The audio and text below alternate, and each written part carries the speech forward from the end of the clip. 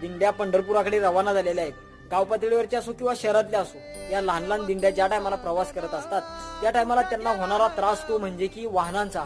वाहनं ही सुसाट्याने वेगाने तर मग त्यांचा फटका हा वारकऱ्यांना होतो. आज हे वारकरी गाव पातळीपासून ते पंढरपुरापर्यंत डायरेक्ट जात असतात आणि मग त्याच्यामुळे त्याचा फटका हा वारकऱ्यांना बसतो.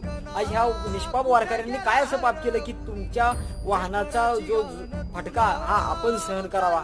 आज हे वारकरी 11 महिने कष्ट करतात, 1 महिना वारीमध्ये चालतात आणि त्यावेळेस त्या भक्ती जी करतात त्याची भक्तीची जी ऊर्जा आहे ती आपल्या महाराष्ट्राला, या देशाला, या भूमीला सुख देते, शांतता देते आणि आपल्या प्रत्येकामध्ये, प्रत्येकाच्या मनामध्ये ऊर्जा निर्माण करते. आज ह्या वारकऱ्यांना आज लोक त्रास देऊ लागलेले, हा कुठेतरी थांबला पाहिजे.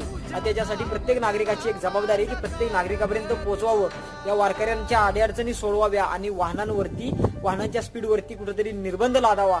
याच्यासाठी हे सांगू इच्छितो व्हिडिओच्या